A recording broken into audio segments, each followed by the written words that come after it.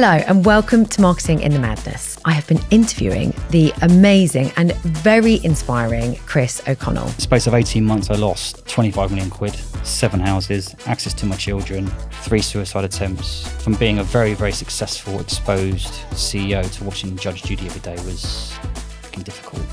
Kind of came back onto LinkedIn and told my story in a very vulnerable way. Talked about vulnerability and leadership. It blew up. And unless you're intrinsically good at understanding people, you won't be good at business. Now, I was a multimillionaire at 25. I was buying 45 grand watches, spending 18 grand on a 3-night stay in Sardinia, 3 different Range Rovers. Also, I was like literally more money than sense. I got to 10 million, 15 million, 20 million, 25 million. Every time I got there, it was like, okay, I was never satisfied. My satisfaction now is about impacting leaders, doing something tangible, growing as a person, how I make others feel.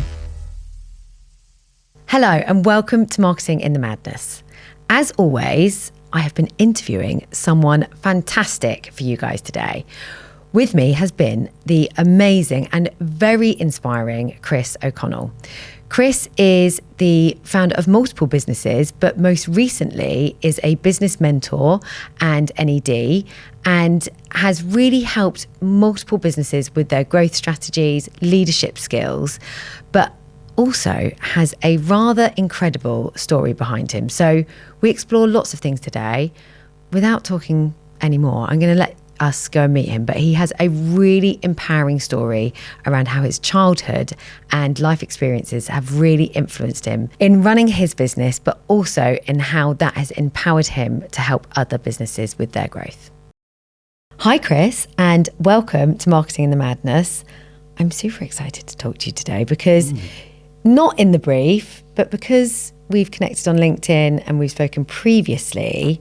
Before we get to talk about your approach to running a business, your experience in marketing, and I guess also how you've built such a profile for yourself on LinkedIn, I wanted to get to know the real, or I want our listeners to get to know the real Chris, because the thing I think that has kind of set you up as the amazing entrepreneur and businessman that you are today probably goes way, way back. So I want you to start, as we did when we first spoke, telling us a little bit about Chris and the life that you had pre being a businessman. Well, thank you so much for having me on the show. I've seen your podcast and it looks great, and it's nice to be on the other end of the mic because I'm normally a podcast host myself, so it's going to be an interesting one for me. So I'm delighted to be here. I can go back to my childhood maybe later on in the podcast because that's quite interesting as well, but I'll do the business bit first. So I started out in recruitment 25 years ago, a business called SThree, which is a big global recruitment business, £1.2 billion, 5,000 people in there across 60 offices in 20 countries. I walked in there as a shy 21-year-old. Didn't really know my arse from my elbow, to be honest with you. And they've all got like kind of ties wider than their suits and driving Ferraris and like, you know, pinstripe suits, everything else. And but for some reason I walked into this office in Maidenhead, this like the boiler room office kind of thing. I just felt like this is a bit of me. I could do this. So I started off at the lowest possible level and became like the top biller as a resourcer. Then they asked me to move to Bristol, became one of their brand's top billers, and then became the worldwide top biller for the whole group. I was billing £1 million a year, knocked it out of the park, and just found recruitment a bit of a calling. So I built teams there, became a director, and made them 15 million quid. Left there, set up my own business in 2003. And in 9 years got that to 100 people, £30 million turnover, won 14 industry awards, 3 consecutive lunches with Richard Branson, the Sunday Times thing, which is great. I was Southwest Entrepreneur of the Year, and it was just phenomenal success. And people say now that it was one of, if not the best recruitment business out there. So we just knocked that out of the park as well. Then my business partner walked in one day and said he didn't want to do it anymore. We're 50-50 business partners, and obviously I couldn't afford to buy him out because it was worth about 20 odd million quid and I didn't have 10 million quid lying around. So I did a private equity deal, and the first year that went well. The second year it didn't go so well, and I kind of lost the whole business. In the space of 18 months I lost 25 million quid, 7 houses, access to my children, 3 suicide attempts, and from being a very, very successful, exposed CEO to watching Judge Judy every day was fucking difficult. Let's put it that way. I lost all my purpose, and I was just bereft of everything. And I remember being locking in a pub, hadn't seen my kids for like 7 months, and just felt like committing suicide, and 3 suicide attempts as well. So a very dark moment in my life. And then 3 years after that, I kind of got divorced, left the family home with 2 bin bags, slept on my mates' sofas and different Airbnbs, and kind of came back onto LinkedIn and told my story in a very vulnerable way. And I was invited on a webinar and talked about vulnerability and leadership. It blew up. And for the last 3 years, I've managed to pivot myself incredibly well. And I've helped 40 odd recruitment businesses scale. So I go into businesses now and teach them how to build, scale, and grow their business. And I've learned more from my mistakes and my difficulties than my successes. And kind of like, I think the key to my success, or one of the keys to my success, is my openness and my rawness. And in fact, what happened to me has probably been the best thing that could have happened to me, because I was a bit of a dick back then. I can't blame everyone else apart from myself, which I'll delve into a little bit deeper. But I've harnessed that experience, I feel, and really tapped into this kind of leadership piece, because I think there's a lot of leadership people out there that they're quite dictatorial, they're quite old school, they manage by numbers or pointing fingers or blaming. And I think I've seen some of your stuff, and leadership is about, for me, it's about things like awareness, accountability, and the human side. So I've got my own podcast as well, and I better shut up. It's quite a long intro, isn't it? No, and do you know what? And I also know that there's loads more. I mean, yeah. First of all, thank you for coming here and being so vulnerable, because, you know, as I guess good as it is to share this stuff, it's sometimes hard to kind of go back there. But it does, I think every time you do go back there, it makes it easier. And actually, I am so with you in the fact that we all learn, well, a couple of things I wanted to pick up on. Yeah, one, just well done to you, because not everyone comes out of bad experiences having, achieved the things that you have achieved. And we'll talk a bit more about where you are today and what that's taught you and how it's helped you get to where you are today. So well done, because we're not all built like that. And, for those that aren't built like that, that's fine as well. But I think, for me, I can certainly concur with the fact that from the darkest and the hardest places comes the most amount of learning. And I think having run a business that was going brilliantly well and up and up and up and up, that is rare, and it won't have always been up and up and up, but on the outside it looks, and people, even you were saying to me today, it looks like things are going brilliant, and it is going brilliant, but there are so many hard times that come with that. And I think we learn from the mistakes, the struggles, the bad things that happen to us in life and in business so much more. If we make a mistake on a campaign or something for a client, that will never happen again, because once you've learned, once you've done it once, you're not going to do it again. So you do learn so much, I think, from those badder experiences. I think that's right. I think as well, it's also really being honest with yourself around when things happen to you. Sometimes whether it's your fault or not, I still think you've got a choice to sort of be the victim or the victor.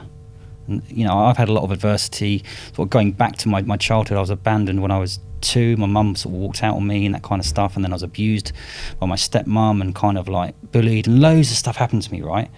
But again, I feel that it's made me the person I am today. I feel like I'm kind of in tune with my emotions. I wanted to touch on the leadership piece around what's happened to me in my childhood and my business has actually messed my relationships up quite a lot. But it's made me really understand my emotions. And I think that people say don't make decisions out of your emotions or your heart, but I think actually emotional intelligence plays a huge part in successful leadership. Yeah, totally. I think if you don't have that emotional intelligence, it's going to make you, in fact, I was talking about this with my team earlier, it's, there are so many leaders out there that are not nice people. And it almost enables people to think that in order to run a business, you've got to be really ruthless and not a nice person.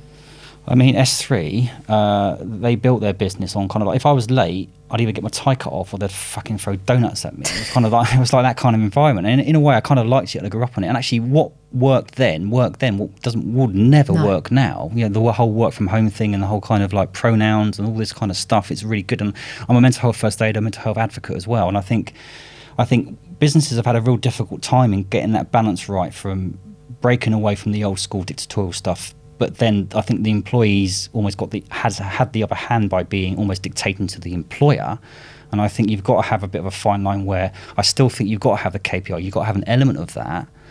And for me, that's where some businesses have struggled around. They kind of like don't know how to do it, which way to go, kind of thing. Yeah, I'm super interested in the mental health first aid piece, because I actually interviewed an amazing lady literally last week. I'm not sure the audio of the podcast, so apologies if this is being listened to the wrong way round, but Michelle Morgan, who is a mental health first aider. Yeah. And we spoke quite deeply about the kind of policies and the things that you can have in place as a business, and I'd like to talk to you about that as well. But before we do that, I do want to map back, because you've told me quite a bit about what happened to you as a child. Yeah. Can you, without making you cry, can you make other people cry? So. Yeah, I know, you probably make me cry. Can you share a little bit, first up, about what happened and how you think that's, I guess, influenced your way of thinking in a business world? It really, really has. So I was 2, my brother was 3. My dad used to work on the railways at night time when we lived in a caravan. My dad came home in the morning after being on a night shift. I was half naked hanging out the caravan window. My brother had raided the fridge. He was sick everywhere. Where's mummy? We don't know. She just literally just left, just fucked off out the blue. Took whatever possessions my dad had, and my dad was not emotionally capable, ready, able, financially ready. He was a very simple kind of man. I just didn't have the capacity to take on 2 very young boys. So I was fostered for 3 years, between 4 years, between the ages of 3 and 7, and that gave me an semblance of a family unit, which did help me. Then my dad took us back into a council flat, and he's still working on the railways, but we'd have to get up at 5 o'clock to go to his railway, and then I had to walk to school on my own, sort of at 7 years old, Wally o'clock. So it kind of like, my stepmom said, even at the age of 3, I was like the parent of the family, because there was just no structure there at all. So anyway, got through that, and even at the first, I was bullied, and I was wearing like charity clothes, and kind of just felt very inferior, very weak, very different, very vulnerable, and that kind of stuff.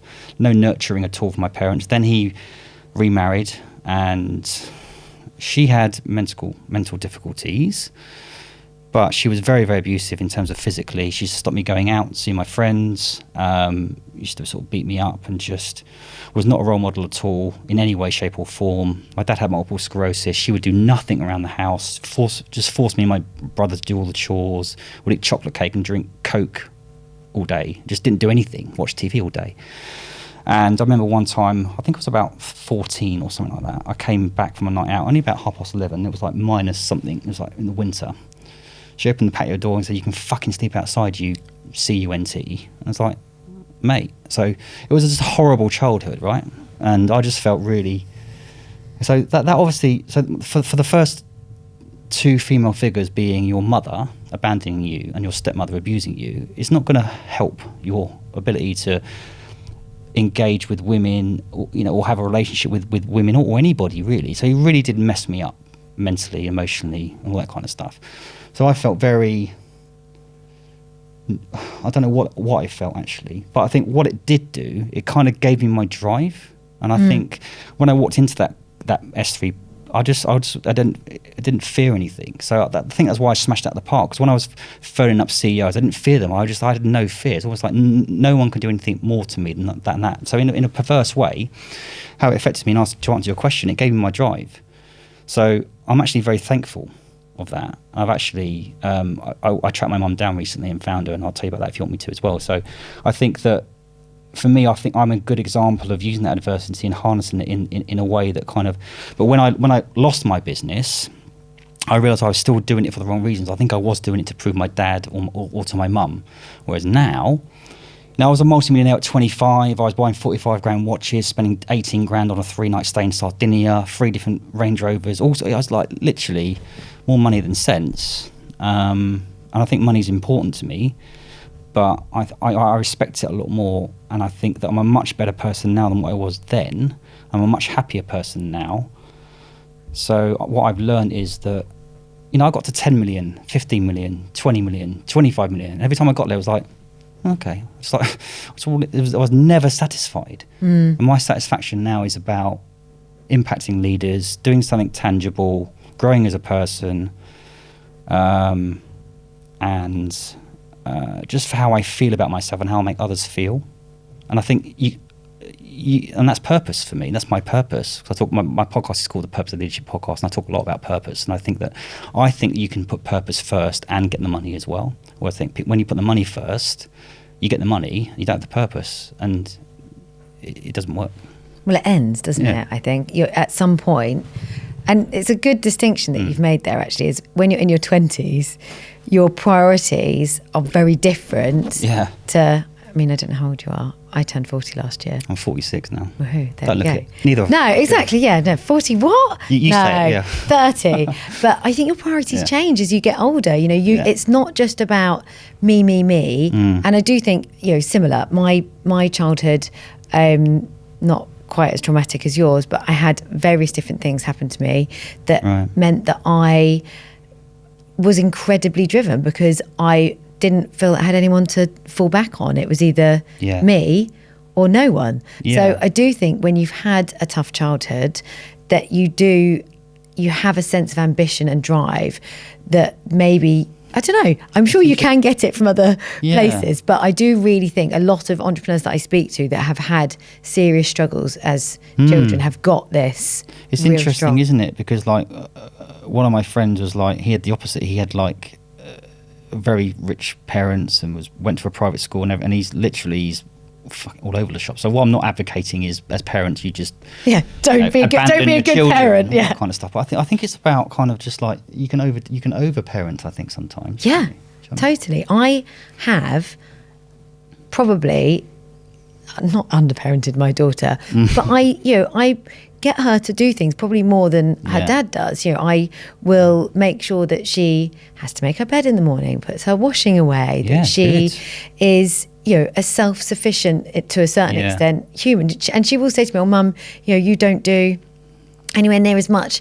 I'm like, but I also run a business and you get to go on lovely holidays and do these other things with me. I can't be the mum that sat at home all day doting on you doing your washing and tidying for you and be a mum that earns money. And I think that's right, because I think it plays out in the leaders that I work with or choose not to work with, because I think the leader that kind of just delegates everything and it points fingers and expects everyone to do it has probably had that kind of parenting, actually. And that's how it plays out. That's why it's really, really important. Is the leaders that I engage with that do well are the ones that do show accountability.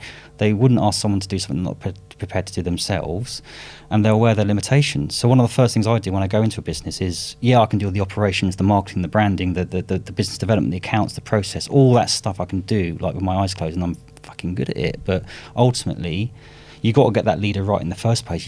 What I do is, do a complete audit of them as a person as well. Understand what their strengths are. Understand what the business needs, and align.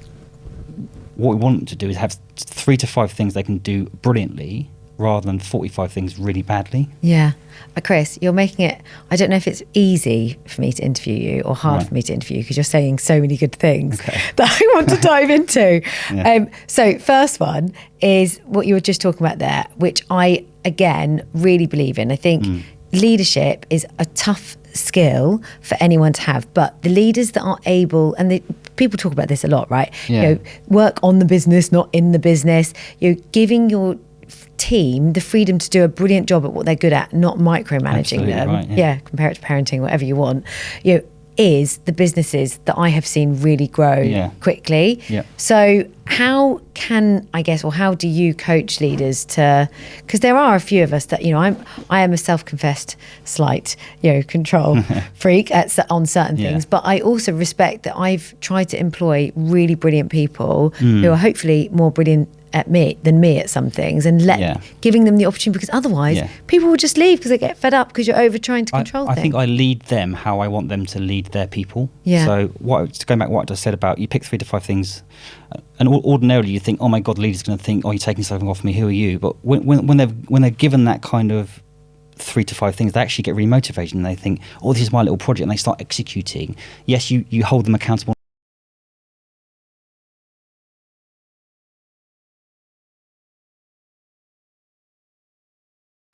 So it's a mixture of giving them the autonomy.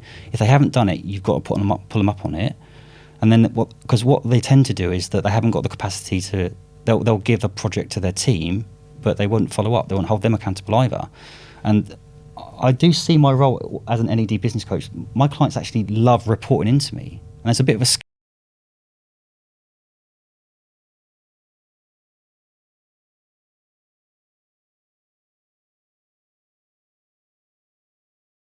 and the leader needs to treat their people beneath them, not beneath them, either above them or on the same level, and treat them like adults. Allow them to fuck up as well, and allow them to have their autonomy. But also, when the business is going well, it's down to them. When it's going badly, it's down to you, Mr. Leader or Mrs. Leader. Yeah. All that kind of stuff. For example, I was holding a board meeting last week, and I decided to throw the agenda away, the board pack away, and said, right, there's four directors in there, and the CEO was number 2. I said, well, 20 minutes from you, what do you do well? And the CEO was like, I said to the CEO, what do you enjoy about the role? And he went, the control and making sure people are held accountable, all this kind of stuff. Yeah, but what impact do you think you can have? He was like, he wouldn't get it. And then I said, well, what I did last week was I held a training course with salespeople about how to spec in candidates. It's pretty much beneath me. I've done it. Actually, it's not. I loved it. He went, I'd love to do that. And I kind of like just to get him thinking about, because I think sometimes as a CEO, they go in there, they don't know why they're doing what they're doing, and all they're doing is just pointing fingers and telling people what to do. They're not actually adding any value. And I think a CEO doesn't necessarily have to be this helicopter guy who's got the strategy. I think a CEO these days, get your hands dirty and actually do something as well. I think it's important. I think it's hard to understand your business if you're not involved with your business, which is why that phrase, work on the business, not in the business, I do get it. Yeah. I understand and I appreciate, as a business leader myself, I do sometimes need to take a helicopter view. Of course. But I can't take a true helicopter view if I haven't seen what's going on in the trenches. Yeah. So I think there's a real blend of that. What I love, and I can't remember if I maybe saw you talk about this on your podcast or on LinkedIn, is that you talk about business problems are really people problems. So unpack that for me. Yeah, I think I've touched on it before, where people think the answer is improving the processes, automation, marketing, branding, personal brand. That, of course, that all helps. But it's about building relationships externally with your customers, with your clients, but with your colleagues as well. And you can't build relationships unless you're a human being, and it's human to human. So, it's problems. It's kind of like, as an example, recruitment companies are just terrible at hiring their own people or at recruitment, but they're good at telling what other people to do. So I think that unless you're intrinsically good at understanding people, you won't be good at business.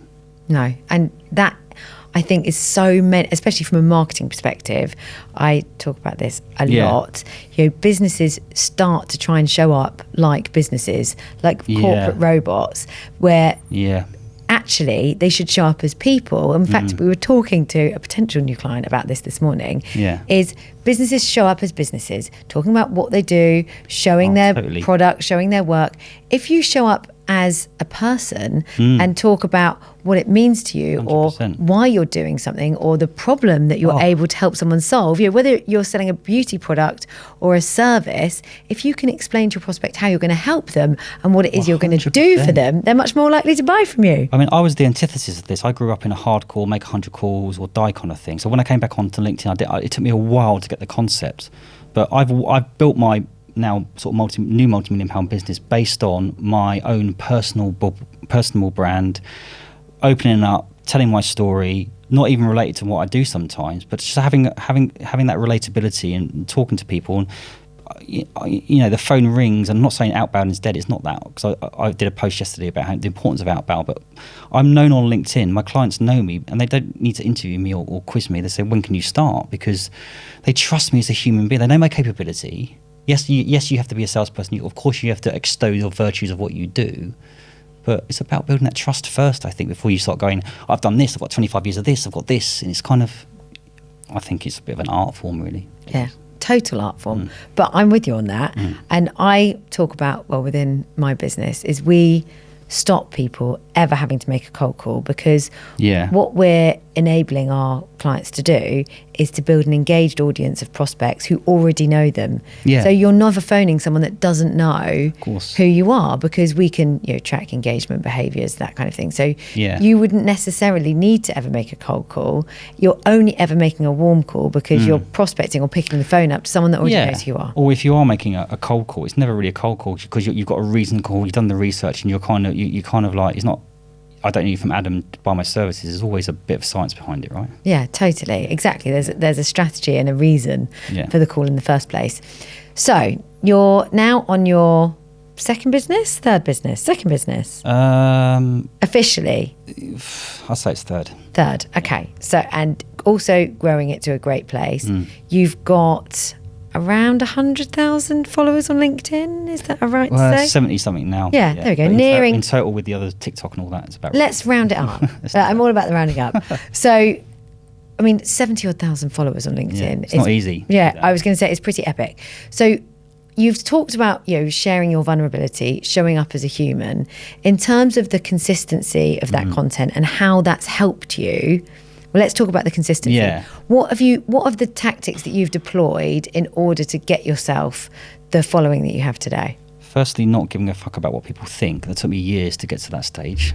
And that's not a tactic. Well, I actually think it is a tactic. It is, yeah. It's a mindset thing, right? I think it's about that, and it's about understanding that if you put something out there, you might get 2 likes. If you put something out, you might get 200 likes. But I think it's about being consistent. Absolutely is right. Having a blend of kind of that personable, look at me, vulnerability, I think is really important. But just being your authentic self. I think, fortunately, because I've done very well, been successful. I've got an anchor point where I've built a business. But what I did was, instead of sort of crawling under a rock and being shy about losing my business, I used that as my brand. So I think it's about having a story, having a compelling story, is really, really important. Showing up, telling people how it is, but having a blend. Don't just do text posts. Have a mixture of video, have a bit of text, bit of graphic, and I built it around 3 main pillars: leadership, recruitment, and mental health. So I've got those 3 pillars, and we just delve into those and drill down on those. I think that not being too concerned about what people think. I mean, some of the posts that I put out there, I put one post out, right? It got 21 million views. It's on LinkedIn, 300,000 likes, 11,000 comments, and 4,000. It was probably one of the best top 10 LinkedIn posts ever. Didn't get one piece of business from it. No. And I put a post out that's got 30 likes, and I've got like 4 hardcore pieces of business. So it's that kind of thing. Is that what are you doing? What's your intention? And I think a lot of people, I see posts, they get 400, 500, 600 likes, and they're just mates chatting about anything. It's about why are you doing what you're doing? Having the intention. My intention is to add impact, add value, but I want to get business from it, right?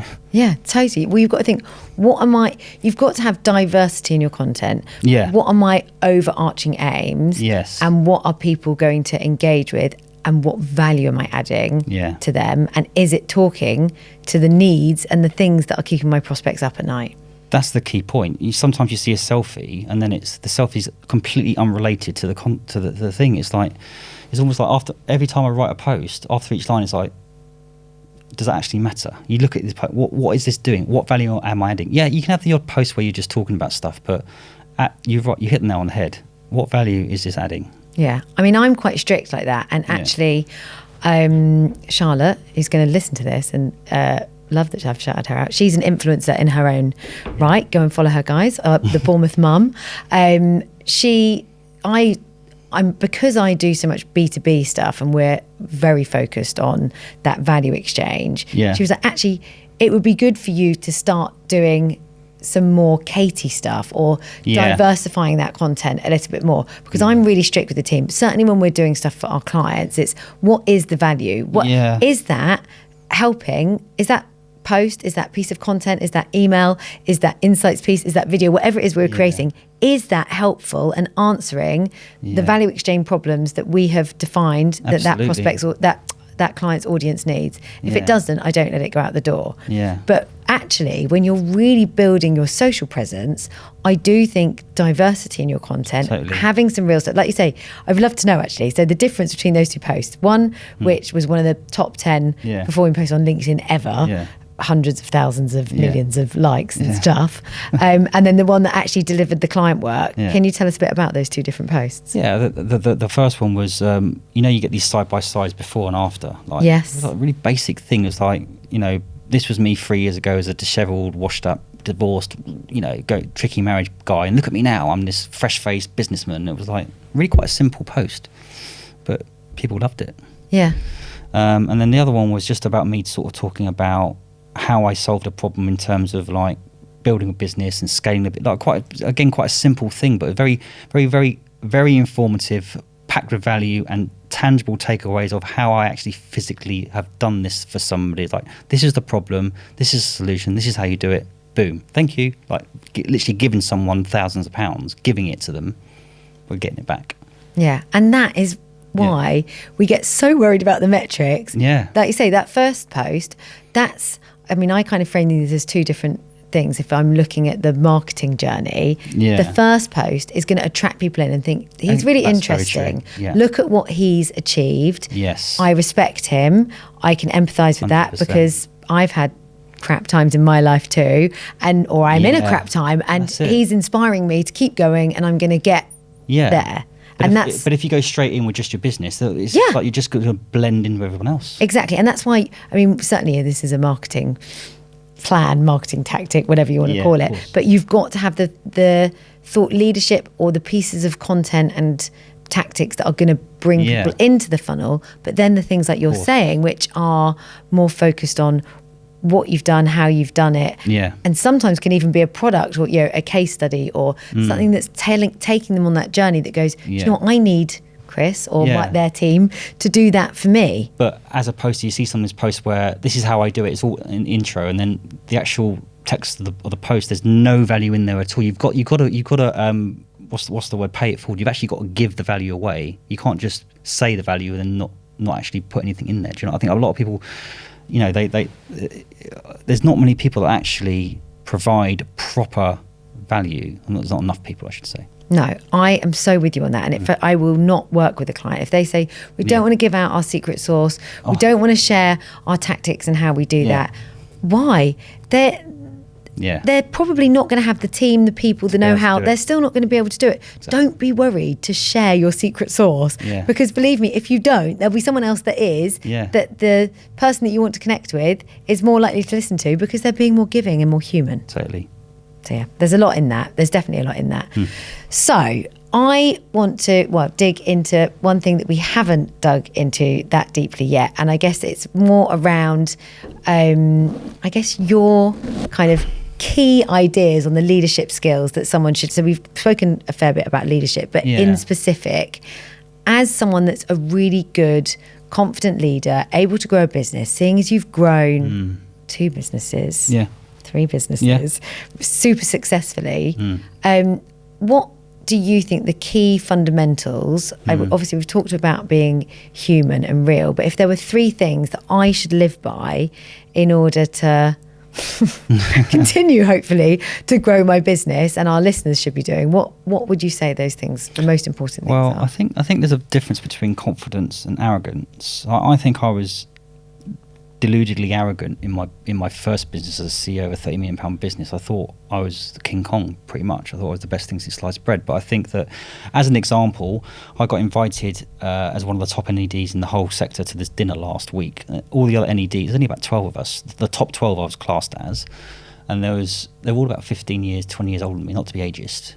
And it was only like last week, I thought, hang on a second, I'm here. And I was so proud to be there. And for one of the first times, even though I built these businesses and done all these, and I've helped all these other businesses, for the first time I felt secure and confident to say, I'm actually the best or one of the best. So what I'm trying to say is, it's what you think about yourself, how you be that inspirational, be the role model, but how you hold yourself rubs off on the people around you. So in terms of the key to success is around, be the leader you want your clients to be, if that makes sense. It's important that you just have that right confidence, but also not arrogance, but just how you hold yourself in the market, having that insurance, but I think and being that human confidence, I'd say. Does that make sense? Totally. I think it's so hard to run a business sometimes, though, that it does get, like, I know there are days that I walk into the office stressed. I'm worried about, I don't know, finances of the business, or a staff member, or my own home life sometimes. Like, it is hard, and I know how I behave in the office around the rest of the team is going to change potentially everyone's mood. And the same actually with the team. Like, if there's one, we're a small team, there's 10 of us, if one of them is having an off day, then that rubs off on everyone else. Have you got any tips? I don't know that I have ever going to give myself the answer to this, but have you got any tips for if you've got that, like how to own it, how to not influence or bring people down into your... I think it's about how you think about yourself, how you treat yourself. So I think that without being too kind of PT, I've got a routine kind of vibe, but I think it's about how you look after yourself, what you think about yourself. So when I started to not sort of go out and do certain things and drink and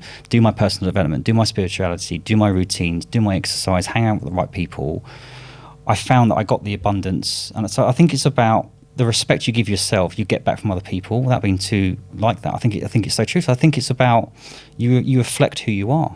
Yeah. So you can blame other people and say, so I think it's just having that self-respect, that self-love. And I think it's about, I think Gary Vee uses this word quite a lot, patience. When I was 30, I thought, I've got to get everything done by I'm 31. And when I'm 34, I'm 46 now. And I feel more calm about my age than I ever have. And I think, I feel that I've probably achieved more in the last 4 years than I did in the previous 20 in terms of my personal development, how I hold myself, the relationships I'm building. So I feel like I'm in my prime, my peak. And I think in the next 4 years, I could take on the world. So I think there's an element of being driven, but being patient and execute things, and sometimes slowing down to speed up can work wonders. I literally read a post about that this morning, and I need to teach myself that more. But I think certainly as I've got older, I've got so much better at, but exactly, not being that constant race to the top. I must get there. I must be there yesterday. I've got all this pressure on myself. Whereas actually, and looking after yourself. Maybe it is just heading into our 40s. I know, Chris. Like you do. I make sure every morning I wake up and I do my exercise. I make time for myself. That probably, a big part of it in my, I had my daughter when I was 25. So, through my late 20s, on all of my 30s, I couldn't give myself as much time because I had a daughter to bring up and responsibilities. But I think once you learn that actually checking out will enable you to check in better. But also as well, another point, I think that I used to put people on pedestals so much, but I've realised that I can't say it any other way. We're all fucked up in our own little way at some, in some point of our lives. I don't see anyone as superior or inferior. What I mean by that is the fear's gone around me kind of pandering to people, and I just think I've got a better understanding of my own ability, and actually, I rate people, and there's some great people that are better than me in loads of different things, but I think it's about walking into a room and thinking, we're all human beings, we're all equal, and I think that's really important. But also, one of the issues I had before, I used to invest 99.9% of my time into my business, and I lost relationships, lost my children, all that kind of stuff. So I'm now effectively running 12 different businesses, all my gigs. I'm chairman of all these. I go to the gym at 11 o'clock. I might have lunch at 4 o'clock in the afternoon. Somehow, I've got more stuff going on. I've got more time. And I think as you get older and wiser, you realise you can just execute things in an hour and get out and do it. You don't have to I just think maybe it comes with age, but you don't have to be doing everything every minute of the bloody day. Do you know what I mean? Yeah, it doesn't necessarily. It does feel like that though, doesn't it? I mustn't. Almost that feeling of guilt. If I haven't done this, I'm being lazy, or I'm not doing it. I don't know if the Gen Zers of today feel quite the same as maybe, or have the pressure that we felt around that. But knowing that you can actually sometimes achieve more by doing less is a really great way to think. But enjoying that downtime. So whatever, if it is going to the gym or the cinema, a bad example, whatever you're doing, it's like, I feel now I can actually enjoy my stuff outside of work and switch back on and switch back off. Whereas up until recently, it'll be like, I couldn't. I'll be doing both at the same time at the dinner table with my kids, like texting about things. No, don't blend those two. That's really important, because burnout's been big for me in the past, and I think all human beings all think we can take on the world, and it does creep up on you. So it's about conserving your energy, and actually being productive can be just sitting on the sofa and doing nothing. That can be productive because you're ready to go again. Yeah, that is. I really need to listen to you, Chris. I'm getting there. I've been doing a lot of work. Yeah. So we're kind of touching on a subject that we spoke about earlier, which is mental health. And you're a mental health first. I can't talk now. You're a mental health first aider. You are a mental health advocate. Again, this is something that I've spoken on the podcast about recently, super close to my heart, because my mum has got bipolar. I have never had burnout, but I've certainly got to the points sometimes where I feel like I could easily burn out, and I'm definitely not being productive because I have put too much pressure on myself and worked myself too hard. What can we do, or what can I do as a leader, or what can we all do as people in leadership businesses, or leading businesses? What can we all do to enable a better work-life balance, mental health in the workplace? Well, I think that it goes a bit back to values. So I've got a whiteboard. It was in my bedroom, but I moved house and I've got my own home office. But it's got my values in there. It's got gratitude and courage and self-respect and all that kind of stuff. So I'll wake up each morning and I look at those values and I absorb them all the time. So it's a bit like, if I'm feeling stressed and run down, that's not aligned to my values. So I think it goes back to understanding what you want out of life, what's your purpose, and why are we doing what we're doing. So a lot of people in this world, I think, they're living day to day and don't even know why the fuck they're doing what they're doing. And so I'll walk into a business and he'll say, or she'll say, yeah, we've got 10 staff, want to get to 50. We've got 5 million, want to get to 100. Why? And they pluck numbers out of the sky. And it's a bit like, so I think burnout and mental health is normally born from lack of purpose, lack of direction, and people not knowing why they're doing what they're doing. So I think it goes back to understanding what you want out of life, going back to purpose, the self-respect thing, and understanding that life isn't all about work. It's about what you want out of life, and you can avoid it by stop doing things for other people and understand what you want out of life. Does that make sense or not? Yeah, totally. And you're really making me think about our values. And I guess, we've been on a real journey over the past few years since I've run SThree to make sure that we are becoming a purpose-led business. And I think it makes it much easier to recruit as well, because yes, of course. I know why I run the business, what my aims are, but that also enables me to, in the interview process or when we're recruiting staff, to make sure the people that join have got similar personal purposes and values in their life as well. Where clients go wrong or companies go wrong, they hire on skills and experience and they fire on behaviours and attitude. And actually it's a misconception. Money's important, but it's actually normally the second or third thing. People want a seat at the table. They want to be part of something special. They want to be part of the fabric of the business, and people think whatever, it's all about money. It's not. Actually, even when you get that money, if you haven't got all the other stuff, the money becomes meaningless. So I think we burn ourselves out by chasing the wrong stuff. Yeah, money's lovely. I love it. Yeah, money is lovely. It makes you a lot less stressed in some ways. Of course. But of course, I think for me, it's about not being worried about money, not having that anxiety and thinking, oh my gosh, I can't do this, I can't do that. How am I gonna? And I have had those times. Yeah. How am I going to afford to pay for my daughter's nappies at one point? Yeah, of course. But so not. That is amazing, and I feel very blessed, from hard work, having got to a place where I don't have to worry about money. But that isn't my be all and end all. The impact and the way that I can help other people, and certainly for me, around empowering other women, and the kind of inspire. In fact, literally earlier today, and this is the power of the podcast, so which also is in itself a bit of a marketing tactic. Someone posted on LinkedIn and tagged me, and I only saw it just before we came in here. Another lady who works in marketing in the agency world has just gone off and set up her own business, and I've never met her before, but she tagged me in the post saying, thanks to this podcast that I listened to with Katie Street, she was talking about JFDI, just fucking do it. Right. That has inspired me to go up and set up my own business. And I mean, I'm sure I wasn't the only thing, but if I was part of the catalyst, that to me today is so much more important than anything money can buy me. Totally. The fact that I'm helping other women stand on their own 2 feet, being brave enough to run their own businesses. But you're also getting business from it as well, which is... Well, yeah, exactly. And it's a marketing tactic too. And then now all of her audience have seen that post. But, and of course that is win-win, but it's not just about that for me. There is a deeper rooted purpose for me that's about helping other women. It's having both that, because when businesses just do the transactional thing, you need to have that, but I think for me is about having a relationship with money. So when I was a multimillionaire at 26 and didn't know my arse from my elbow, I kind of didn't respect money. And that's probably part of the reason why I lost it. And then for 5 years, I started to hate people and resent people. I don't even like that word. Resent people with money. Bizarrely, I see a post on anywhere and think, oh God. And that was the wrong attitude as well. It wasn't attracting it. Now, do you know what? I actually love money. It's really important to me, but it's not the kind of, because I know it's going to come and flow. And I trust myself I can make money. So I don't need to worry about it too much. But I think that it's you've got to be respectful of money, basically. Have a relationship with it, right? Yeah, exactly. Do you know what? Oh my God, I can't remember the phrase that my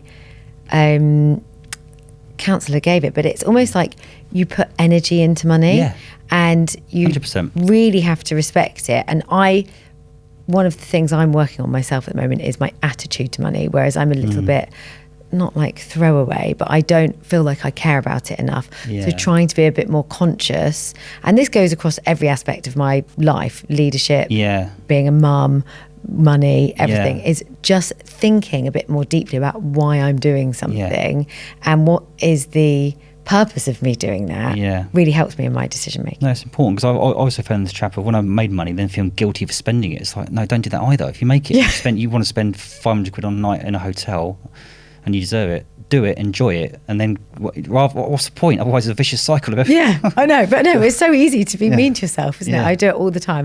Kind of what do they call it? Analysis paralysis. And then you're almost going at yourself too much. Chris, I have loved our conversation today. It's been so great to speak to you. I could talk to you for hours. Before I let you go, I always ask my guests a surprise question, and it always makes them think, and I feel mean and I feel like I should be putting it in the brief, but we still haven't, probably mainly because I keep forgetting. If you were to, the podcast really is about marketing. It's also around business leaders, people that are going to be inspiring, that are going to uncover innovations, maybe slightly different ways of thinking for my amazing listeners. Have you got anyone that you think I would do well interviewing on the podcast? So that's a really, really good question. See, I told you I'm mean. God, that's a difficult question. I think that there's a couple of people you've already interviewed. Obviously, you can't interview them again. We can always re-interview people. I'd like to get you on my podcast, actually. Well, there we go. There we go. Is that a good answer? Yeah, why not? Let's have that. Yeah, so no, we did say we were going to do a little pod exchange, didn't we? So maybe, how about this as an idea? Yeah. That I'm going to guest on my own podcast. Yeah. From the interview you do. Brilliant. We'll do a proper pod share. Let's do it. This podcast I will give to you, and you can share it on yours if you want to. This podcast, of course, will go out on Marketing in the Madness, but also the interview, if you're happy to share it with me. Of course. We can post you interviewing me on the pod as well. Let's do it. That's a great deal. Everyone wins. There we go. So basically your answer is, I'd like you to be your guest. That's a difficult question and not a bad answer. Put me on the spot, Ian. Well done. Amazing. Thank you, Chris. I loved it. Thank you so much, Katie. Hey guys, it's me again, Katie Street. I hope you enjoyed today's podcast. If you did, I want to ask you a really big favour, because it will help us reach and help more people. Can you head over to Spotify and or Apple Podcasts and give us a little 5-star review? On Apple Podcasts, you can also leave us a little comment about what you love. I love to hear from you. We're only a few weeks into launching the podcast and we've already had some fantastic reviews. I love hearing from you. Please, any tips, anything you want more of, less of, feel free to put it there in the comments. But yeah, a big thank you. Do go give us a follow, and I hope to see you back here very soon.